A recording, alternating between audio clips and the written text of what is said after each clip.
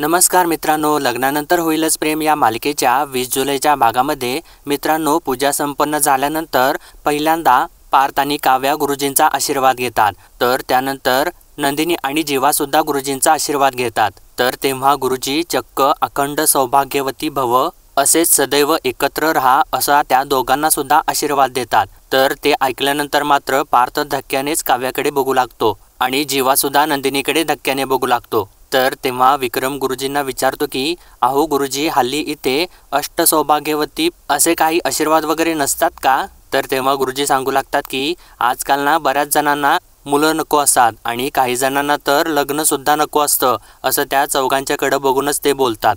त्यांना तर डिवोर्स हवा असतो असं बोलल्यानंतर आता ते दोघं सुद्धा एकमेकांच्याकडे बघू लागतात। तर गुरुजी पुढे म्हणतात की त्यांना वाटतं जोडणं कठीण, तोडणं सोपं असतं, पण तसं अजिबात नसतं असं त्यांनी सांगितल्यानंतर ते परत एकमेकांच्याकडे बघू लागतात। तर मित्रांनो, इकडे आतमध्ये वसुंधरा आणि रम्या प्रसादाचा शिरा आणायसाठी आलेले असतात आणि त्या दोघी सुद्धा खूप हसत असतात। तर तेव्हा रम्या वसुंधराला म्हणते, अगं आई हसू नकोस, अगं खरं तर ना बाहेरची अवस्था बघून मला खूपच वाईट वाटत होतं, असं म्हणून परत त्या दोघी हसू लागतात। तर तेव्हा वसुंधरा रम्याला म्हणते, रम्या तुला सुद्धा माहिती आहे की आपण दोघी ना पार्थला हसत नाही आहोत, तर पार्थ आणि काव्याची डिवोर्सकडे जी वाटचाल चालू आहे ना ती बघून हसतोय आणि खुश होतोय, हो की नाही? तर तेव्हा रम्या सुद्धा हो असं म्हणते। आणि मला काय वाटतंय माहिती का, पार्थ काव्याला डिवोर्स देणार आहे हे कळल्यापासून ना काव्याची चांगलीच तरतरली आहे, सतत मागे मागे करते तिच्या, पण पार्थ ना मागे वळून सुद्धा बघणार नाही। खूप चुकीच्या माणसाच्या इगोशी खेळलेली आहे ती। तिला वाटलं असेल मी कशीही वागले ना तर हा येईलच माझ्या मागे मागे, पण आता कळेल तिला, असं ती सर्व काही वसुंधराला म्हणते। तर तेव्हा वसुंधरा म्हणते, पण जेव्हा कळेल ना तेव्हा हातातून वेळ निघून गेलेली असेल। तर रम्या म्हणते, अगं आई ती तर आधीच निघून गेलेली आहे, अगं बघितलं नाहीस का तू, पार्थ पूजेला बसायला नाही म्हणाला, पण अगं मला माहिती आहे तो असं का म्हणाला असेल, त्याचं मन ना खूप खातंय अगं त्याला आतमधून, म्हणजे आपण डिवोर्स देत असताना सुद्धा नवरा बायको म्हणून पूजा कशी करणार असं वाटत असणार आहे त्याला। तर वसुंधरा सुद्धा म्हणते की खरंच ग किती बिचारा तळमळतोय ना तो। तर तेव्हा रम्या तिला म्हणू लागते की काय ग, आत्ता तू त्याला बिचारा म्हणतेस, मगाशी त्या काव्याला बिचारा म्हणालीस। तर तेव्हा वसुंधरा म्हणते, अगं मुद्दामून म्हणालं मी। तर तेव्हा रम्या अगं मुद्दामून का असं तिला विचारते। तर तेव्हा वसुंधरा म्हणते, अगं म्हटलं जरा काडी टाकून बघावी पेटतं का ते, अगं मला काय वाटत होतं माहिती आहे का, पार्थ डिवोर्स देतोय असं म्हणण्यापर्यंत त्याची मजल जाईल, पण अगं गाडी जागची हल्लीच नाही ना, सगळं काही असं अगं मनात दाबून ठेवलंय त्याने। तर तेव्हा रम्या म्हणते, अगं ते तर मामा मामीमुळे दाबून ठेवले त्याने, त्यांना वाईट वाटू नये म्हणून दुसऱ्यांच्या मनाचा विचार करतोय अगं तो। तर तेव्हा वसुंधरा म्हणते, हो का, दुसऱ्याच्या मनाचा विचार करतोय का तो, मग तुझ्या मनाचा विचार का नाही करत तो?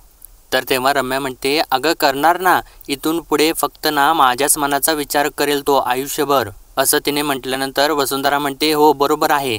इतक्यातच मित्रांनो बाहेरून मानिनी आवाज देते, वसुताई येताय ना? तर तेव्हा वसुंधरा ओरडते, हो हो आले आले, असं म्हणून ते आता दोघी गडबडीने तिथून बाहेर निघून जातात। तर त्यानंतर मानिनी सगळ्यांना प्रसाद देते। तर वसुंधरा मानिनीला म्हणते, अगं मानिनी शिरा अप्रतिम झालेला आहे, फक्त खात राहावसाच वाटत आहे खरंच। तर तेव्हा रम्या सुद्धा म्हणते, हो ना, मामीच्या मनातला गोडवा शिऱ्यात उतरल्यासारखं वाटतंय। तर तेव्हा मानिनी विचारते, एवढा चांगला झालाय का? तर तेव्हा रम्या म्हणते, हो खरंच, अगं तू मामाला विचार, आणि विक्रमला म्हणते, मामा तू सांग बरं। तर तेव्हा विक्रम तर लगेचच बोलू लागतो, म्हणतो की अगं चांगला काय बोलतेस तू बायको, अगं मी 100% सांगतो, तुझ्या हातचा शिरा खायसाठी म्हणून सत्यनारायण येत असतील। तर तेव्हा मानिनी म्हणते, अहो काय बोलताय हे, तुम्हाला कुठं कधी काय बोलावं तेच कळत नाही, अतिच करता तुम्ही। तर तेव्हा विक्रम म्हणतो, अगं कधी आता काय केलं मी? तर तेव्हा मानिनी म्हणते, आता सगळं काही गुरुजींच्या समोर तुम्ही हे असं बोलणार आहात का? तर तेव्हा विक्रम म्हणतो, अगं मग त्यात काय झालं, गुरुजींना सुद्धा आवडलाच असणार आहे शिरा। आणि गुरुजींना विचारतो, काय गुरुजी आवडला का नाही शिरा? तर तेव्हा गुरुजी म्हणतात, हो आवडला तर, आणि मानिनीला म्हणतात, मानिनी तुझ्या हातच्या शिऱ्याला खरंच तोड नाही। आणि त्यानंतर नंदिनी आणि काव्याला म्हणतात, सुनांनो सुगरण सासू आहे तुमची, तिच्याकडून शिकून घ्या शिरा करायला, पुढच्या 6 महिन्यात तिच्यासारखा शिरा करता आला पाहिजे, असं गुरुजींनी सांगितल्यानंतर मात्र या चौघांना सुद्धा धक्काच बसतो। तर तेव्हा मानिनी गुरुजींना म्हणते, अहो गुरुजी 6 महिन्यात कशाला, 1 महिन्यात शिकतील की दोघी? तर तेव्हा गुरुजी म्हणतात, खरं आहे 1 महिन्यात बनवायला शिकतील, पण त्यात गोडवा उतरायला 6 महिने जातीलच की, असं त्यांनी सांगितल्यानंतर मानिनी हसू लागते आणि या चौघांना मात्र त्या गोष्टी काही कळतच नसतात आणि ते चौघे सुद्धा विचारात पडलेले असतात. तर तेव्हा आता पार्थ मानिनीला म्हणतो, बरं आई, मी आता निघतो, अजून चेंजसुद्धा करायचा आहे आणि ऑफिसला जायला मला उशीर होतोय, असं तो थोडंसं काव्याकडे बघूनच बोलतो. तर तेव्हा काव्याच्या सुद्धा ती गोष्ट लक्षात येते की पार्थने सांगितलेलं असतं, पूजा झाल्या झाल्या आपण लगेच डिवोर्स फाईल करायला जाणार आहोत. आणि आता काव्या धक्क्याने पार्थकडे बघू लागते. तर तेव्हा पार्थ आतमध्ये चाललेला असतो, तर काव्या आता त्याला थांबवते आणि त्याला विचारते, मी काय म्हणते, मी सुद्धा येऊ का तुमच्यासोबत, आय मीन मला सोडाल का? तर तेव्हा आता पार्थ कोड्यातच सगळ्यांच्या समोर तिला म्हणतो, हो सोडावं तर लागेलच. तर आता त्यानंतर नंदिनी सुद्धा चाललेली असते. तर तेव्हा जीवा तिला थांबवतो आणि म्हणतो, अगं नंदिनी, कार ना सर्व्हिसिंगला दिलेली आहे, तुला बाईकवरून सोडलं तर चालेल का? तर तेव्हा नंदिनी म्हणते, हो काहीही चालेल, कारण आता कशानेही फरक पडत नाही, असं ती सुद्धा कोड्यात जीवाला बोलते. तर तेव्हा आता मानिनीला थोडीशी शंका आलेली असते, तरीसुद्धा मानिनी काही न बोलता गप्प बसते. तर आता ते चौघेजण चाललेले असतात. तर इतक्यातच गुरुजी त्या चौघांना सुद्धा थांबवतात आणि मानिनीला म्हणतात, अगं मानिनी, तू काहीतरी विसरतेस का? तर तेव्हा आता मानिनीच्या ती गोष्ट लक्षात येते आणि ती डोक्याला हात लावते आणि म्हणते की हो हो माझ्या लक्षात आलं. आणि नंदिनी आणि काव्याला म्हणते, तुम्ही दोघीसुद्धा जरा थांबा. तर तेव्हा आता पार्थ म्हणतो, अगं आई, ऑलरेडी उशीर झालेला आहे. तर तेव्हा मानिनी पार्थला म्हणते, अरे 2च मिनटं लागतील, गुरुजींनी जे काही सांगितलेलं होतं ना ते नंदिनी आणि काव्याला करावं लागेल. तर तेव्हा आता नंदिनी गुरुजींना विचारते, गुरुजी काय करायचं आहे? तर तेव्हा गुरुजी म्हणतात, तुमचं लग्न झालं होतं तर तेव्हा तुम्ही मंगळसूत्र उलटं घातलं होतं, पण आज आत्ता या क्षणापासून तुम्हाला ते मंगळसूत्र सरळ म्हणजे सुलटं करून घालायचं आहे, असं त्यांनी सांगितल्यानंतर परत ते दोघे एकमेकांच्याकडे धक्क्याने बघू लागतात. तर तेव्हा आता पिहूला प्रश्न पडतो आणि ती विचारते की पण मंगळसूत्र उलटं का घातलं होतं आणि आता सुलटं का करायचं आहे ते? तर तेव्हा आता गुरुजी तिला सांगू लागतात की अगं पूर्वीच्या काळी ना तुझ्यापेक्षा लहान असलेल्या मुलींची लग्न व्हायची, मग त्या वयात आल्या ना की मग ते मंगळसूत्र सुलटं केलं जायचं. आजही तसंच आहे. आता नवरी घरामध्ये रुळली, घरातल्यांशी जोडली गेली, या पुढचं आयुष्य याच घरात काढेल आणि नवीन जबाबदाऱ्या घेईल असं जेव्हा वाटतं ना तेव्हाच मंगळसूत्र सुलटं करतात, असं आता गुरुजींनी सांगितल्यानंतर परत ते दोघं एकमेकांच्याकडे बघू लागतात. तर आता गुरुजी म्हणतात, काव्या, नंदिनी, तुम्ही शाण्या समंजस आहात, आपापले निर्णय घ्यायला समर्थ आहात, म्हणूनच मंगळसूत्र सरळ करायचं आहे आणि या बसा असं म्हणून त्या दोघींना परत ते बसायला सांगतात. तर तेव्हा त्या दोघी परत पाटावरती बसतात आणि तेव्हा काव्या आणि नंदिनी आपापल्या मंगळसूत्राकडे बघू लागतात आणि त्या दोघेसुद्धा आपलं मंगळसूत्र हातामध्ये घेऊन त्या काढतच असतात. इतक्यात गुरुजी परत त्यांना थांबवतात आणि म्हणतात, थांबा, असं नाही, असं त्यांनी म्हटल्यानंतर त्या दोघीसुद्धा परत मंगळसूत्र काढता काढता थांबतात. तर तेव्हा गुरुजी म्हणतात, तुम्हाला हे मंगळसूत्र कोणी घातलं होतं? तुमच्या नवऱ्यानं घातलं होतं ना? मग आजच्या दिवशीही तोच पुन्हा तुमच्या गळ्यामध्ये मंगळसूत्र बांधेल. आणि त्यानंतर ते पार्थ आणि जीवाला पुढे यायला सांगतात. तर तेव्हा विक्रम लगेचच म्हणतो, अरे चला चला या लवकर. तर विक्रमने सांगितल्यानंतर आता परत पार्थ आणि जीवा त्यांच्या जागेवरती पाट्यावर जाऊन बसतात. तर तेव्हा गुरुजी म्हणतात, तुमची बायको तुम्हाला ते मंगळसूत्र काढून देईल, ते सरळ करून परत तुम्हाला तिच्या गळ्यामध्ये घालायचं आहे. तर आता गुरुजींनी सांगितल्याप्रमाणे काव्या आपल्या गळ्यामधलं मंगळसूत्र काढते आणि नंदिनीसुद्धा आपल्या गळ्यामधलं मंगळसूत्र काढते आणि ते जीवाच्या हातामध्ये देते. तर तेव्हा जीवा मात्र त्या मंगळसूत्राकडे बघतच राहतो आणि परत तो नंदिनीकडे एक नजर टाकतो आणि इकडे काव्याने सुद्धा मंगळसूत्र काढून आपल्या हातामध्ये धरलेलं असतं. तर तेव्हा आता पार्थ ते मंगळसूत्र वरच्यावर आपल्या हातामध्ये घेतो आणि त्यानंतर तो मंगळसूत्राकडे बघू लागतो. तर इकडे जीवा ते मंगळसूत्र सरळ करतो आणि तेव्हा नंदिनीला तो क्षण आठवतो ज्यावेळेस जीवाने लग्नामध्ये तिला मंगळसूत्र घातलेलं असतं. तर मित्रांनो, इकडे सुद्धा काव्याला पार्थच्या हातामध्ये मंगळसूत्र बघून भरून आलेलं असतं. तर तेव्हा आता पार्थसुद्धा ते मंगळसूत्र सरळ करतो आणि काव्याला घालायसाठी तो हात पुढे करतो. तर इकडे जीवा आता मनातल्या मनात बोलू लागतो की आजच्या दिवशी हे सगळं व्हायचं होतं का? इथून बाहेर पडून कोर्टात जातोय आणि हे सगळं यांना कळलं तर काय होईल? तर आता पार्थ मनातल्या मनात बोलू लागतो की किती विचित्र आहे हे, डिवोर्स घ्यायच्या आधी हा विधी करावा लागतोय, असं तो मनातल्या मनात बोलत असतो. आणि तेव्हा त्याला आता तो क्षण आठवत असतो ज्यावेळेस त्याने लग्नामध्ये असंच काव्याला मंगळसूत्र घालायसाठी हात पुढे केलेला असतो आणि काव्या ते मंगळसूत्र बघून स्वतःला त्रास करून घेत असते. तर मित्रांनो आता काव्या मनातल्या मनात बोलू लागते की डिवोर्स पेपर्सवरती सह्या केल्यानंतर पार्थना परत माझ्या गळ्यामध्ये मंगळसूत्र घालावं लागत आहे. काय सुरू आहे हे आमच्याबरोबर? नियती मस्करी करत आहे का हे गुरुजी चेष्टा करत आहेत? तर मित्रांनो अखेर आता जीवा नंदिनीच्या गळ्यामध्ये मंगळसूत्र घालतो आणि इकडे पार्थसुद्धा काव्याच्या गळ्यामध्ये मंगळसूत्र घालतो. तेव्हा नंदिनी परत त्या मंगळसूत्राकडे बघू लागते आणि काव्यासुद्धा त्या मंगळसूत्राकडे बघून तिच्या डोळ्यामध्ये तर पाणीच येत असतं आणि ती पार्थकडे बघते आणि आपला चेहरा परत फिरवून घेते.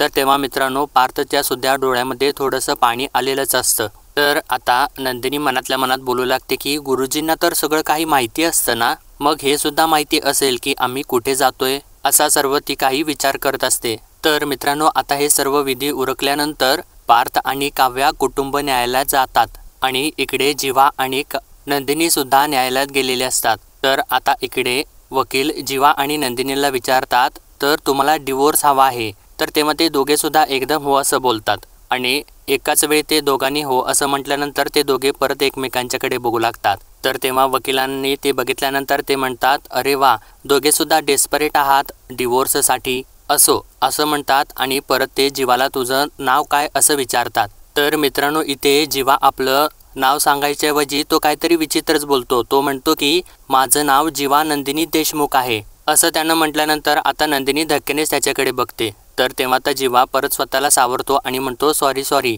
माझं नाव जीवा विक्रम देशमुख आहे. तर तेव्हा वकील म्हणतात आय होप आत्ता तुम्ही तुमचं नाव करेक्ट सांगितलं आणि परत ते हसता हसता थांबतात आणि नंदिनीला तिचं नाव विचारतात. तर तेव्हा तर नंदिनीसुद्धा नंदिनी जीवा देशमुख असं नाव सांगता सांगता मध्येच थांबते. तर तेव्हा आता जीवा धक्क्याने तिच्याकडे बघू लागतो. तर तेव्हा नंदिनी म्हणते सॉरी आणि ॲक्च्युली असं म्हणत असते. तर तेव्हा वकील म्हणतात इट्स ओके, मला तर सवय आहे, काय आहे ना डिवोर्ससाठी आलेल्या प्रत्येक मुलीचं असंच होतं. बरं मग ठीक आहे, किती वर्ष झाली लग्नाला, असं ते सर्व काही विचारू लागतात. तर मित्रांनो इकडे सुद्धा वकिलांनी तोच प्रश्न या दोघांना सुद्धा विचारलेला असतो. तर तेव्हा काव्या सांगते लग्नाला 1.5-2 महिने झालेले आहेत. तर तेव्हा वकील म्हणतात बी प्रिसाइड 1.5 की 2? तर तेव्हा काव्या म्हणते कोणी मोजलेत? तर तेव्हा पार्थ एकदमच म्हणतो की 1 महिना 28 दिवस झालेले आहेत आणि ते ऐकल्यानंतर मात्र काव्याला धक्काच बसतो.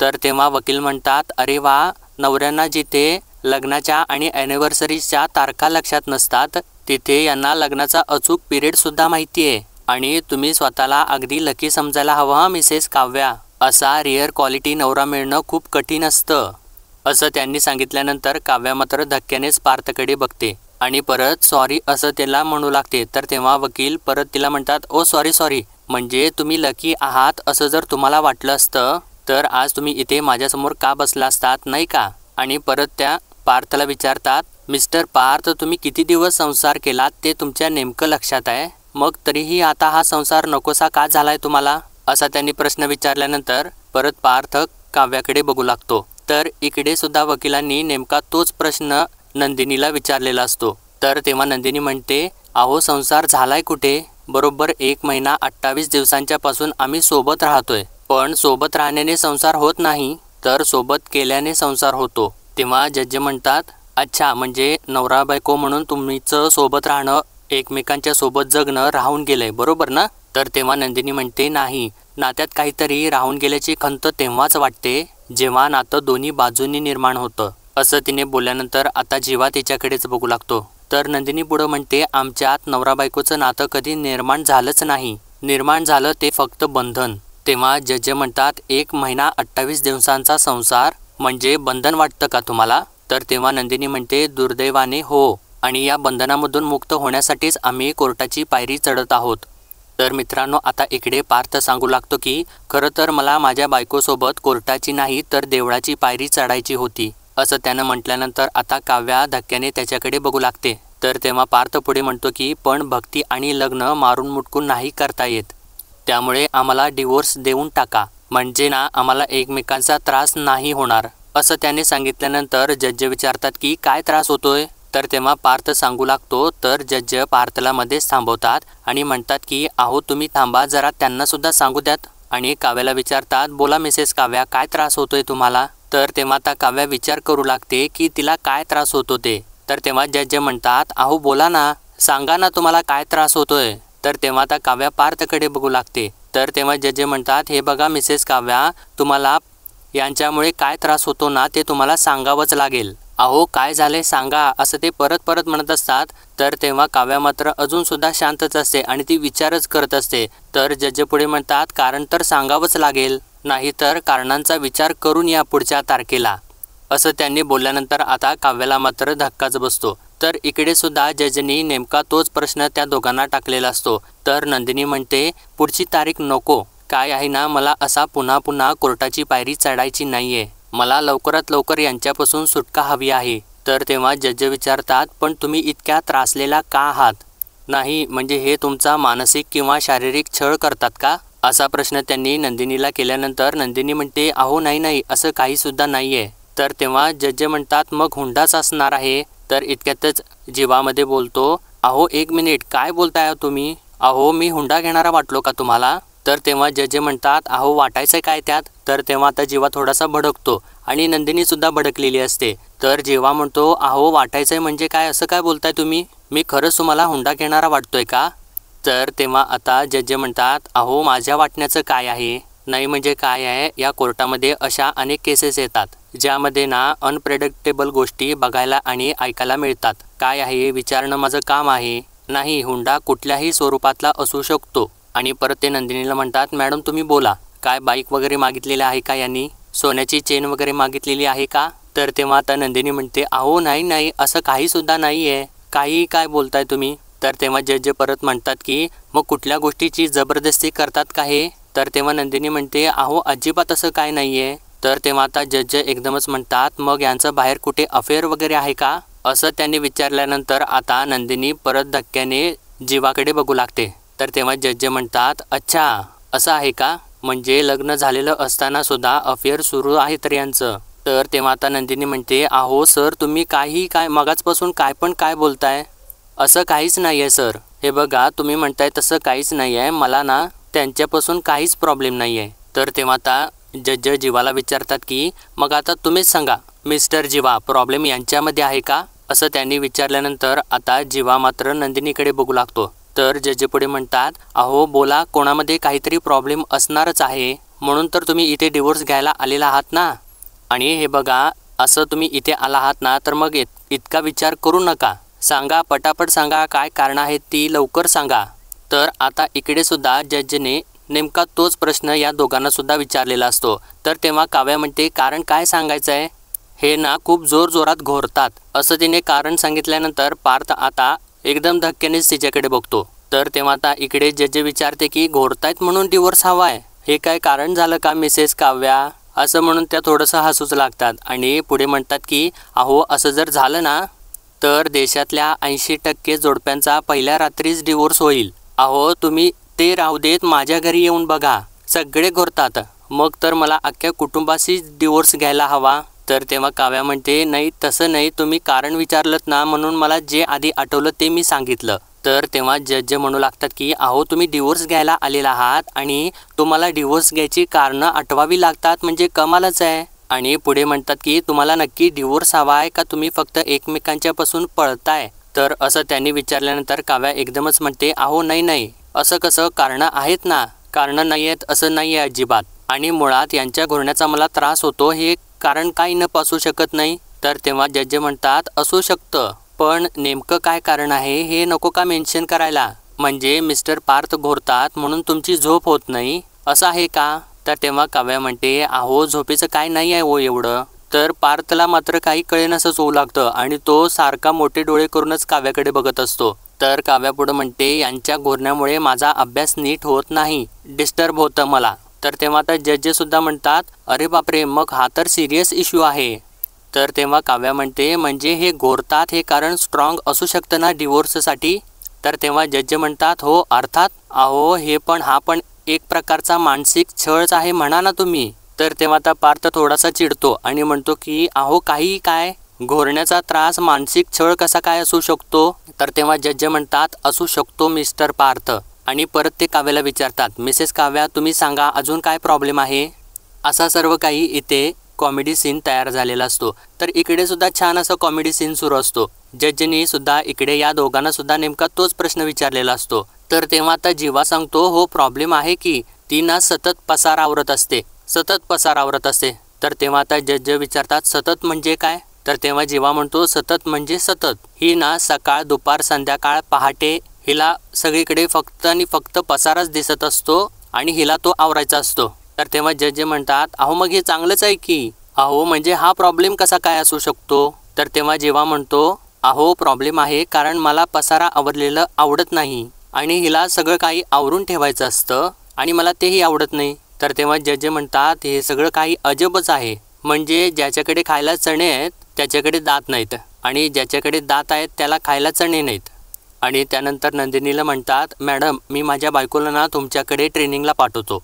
प्लीज तिला ना या सगळ्या आवरण्याच्या गोष्टी समजून सांगा, शिकवा तिला जरा. आणि जीवाला म्हणतात हो म्हणजे काय? अहो मला टापटीपणा आवडतो ना.